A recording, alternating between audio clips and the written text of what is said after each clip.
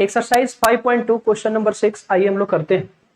देखिए इस क्वेश्चन में क्या लिखा है, check whether -150 is a term of the AP 11852। यानी एक एपी हमारे पास गिवन है जो 11852 के फॉर्म में दे रखा है और इसने ये कहा है कि क्या इस एपी का -150 कोई टर्म होगा। आइए चेक करते हैं। मेरे पास जो एपी दे रखा है वो 11 8 है और ये 5 है, ये 2 है, डॉट डॉट डॉट डॉट। ये कह रहा है कि ये -150 कोई इसका टर्म होगा क्या। आइए इसे चेक करते हैं। इस क्वेश्चन में a इज इक्वल टू 11 दे रखा है, d इज इक्वल टू हम लोग निकाल लेंगे जैसा फॉर्मूला हम लोग जानते हैं a2 माइनस a1, यानी इसमें से इसको माइनस करेंगे तो 8 और -11 इज इक्वल टू -3 हो जाएंगे। अब देखिएगा लास्ट टर्म दे रखा है, यानी जिसे हम an या l के नाम से जानते हैं वो -150 दिया हुआ है और हमें अब निकालना पड़ेगा n इक्वल टू वाट।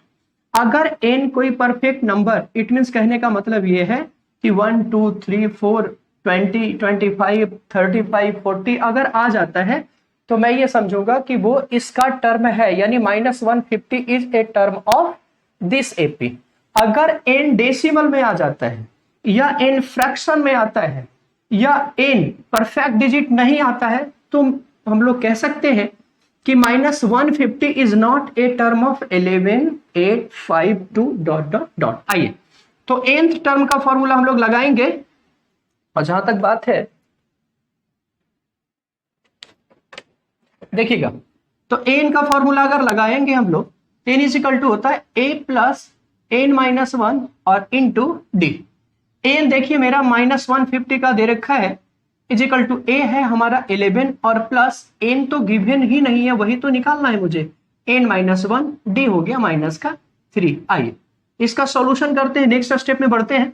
तो ये -150 इज इक्वल टू 11 और ये ध्यान देना है ये प्लस है और ब्रैकेट में ओपन करने के बाद -3 को n से सबसे पहले इंटू करना पड़ेगा तो ये -3n हो जाएगा और माइनस इंटू माइनस क्या होता है प्लस और 3 बन जा 3 हो गया। देखिए यानी -150 इज इक्वल टू ये 11 है और प्लस इंटू माइनस -3n होगा अगर हम ब्रैकेट के बाहर लेंगे और प्लस इंटू प्लस प्लस का 3 हो जाएगा। अब ध्यान देने वाली बात है कि ये इसे मैं नेक्स्ट स्टेप में -150 इज इक्वल टू इसे 11 और +3 क्या बोला जा सकता है 14 और -3n कर सकते हैं, कोई परेशानी नहीं है, कोई प्रॉब्लम हम लोगों को नहीं है।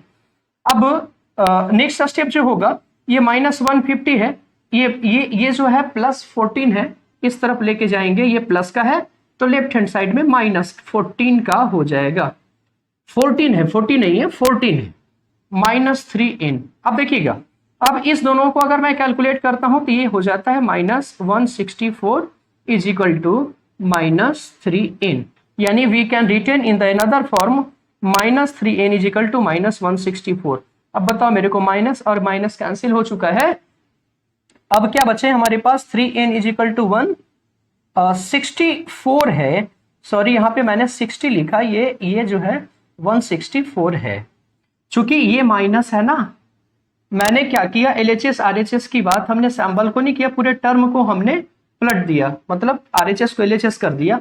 -3n इज इक्वल टू -164 होगा, ये 60 नहीं, 3n इज इक्वल टू 160 होगा, चूंकि माइनस माइनस कैंसिल कर दिया तो n is equal to 164 upon का क्या हो जाएगा 3। क्या ये जो n है 164 को आप 3 से डिविजिबल करोगे, डिवाइड करोगे तो क्या डिविजिबल है, नहीं है ना, क्यों नहीं है आप देख लो, मैं यहाँ पे डिवाइड करके बता देता हूँ। 164 को जब आप 3 से डिवाइड करोगे 3 5 जा कितना हो जाएगा 15 और ये आपको तो पता ही होगा, आप क्लास 10th के बच्चे हैं, ये 2 होगा। देखिए डेसिमल में जा रहा है ना, डेसिमल में जा रहा है, तो ऐसे केसेस में ये एपी का पार्ट नहीं है, यानी इसका जो सॉल्यूशन निकलेगा हमारा वो 54 पॉइंट, देख लीजिए 3 6 जा 18, ये 20 फिर 6 से लगाओगे तो 18, ये बढ़ता चला जाएगा, यानी 54.66666 होता चला जा रहा है डॉट डॉट डॉट, इसलिए ये एपी में नहीं है। तो इसका कंक्लूजन हमें लिखना पड़ेगा, ऐसे नहीं काम चलेगा, कंक्लूजन तो लिखना पड़ेगा। यहां पर मेरे पास स्पेस की कमी है तो मैं यहां पे लिख देता हूं, इसके नीचे मेरे पास स्पेस थोड़ी कमी है तो मैं यहां पे देखो लिखूंगा, और क्या लिखना पड़ेगा आपको, लिखना पड़ेगा हेंस -154, -154 है ना, sorry 150, -150 is not a term of AP. AP क्या क्या थे भाई, 11 8 5 2 डॉट डॉट डॉट डॉट। ये मेरा आंसर हो चुका है। यानी मेरा कंक्लूजन ये है कि ये जो -150 है वो 11852 का कोई टर्म नहीं है। क्यों?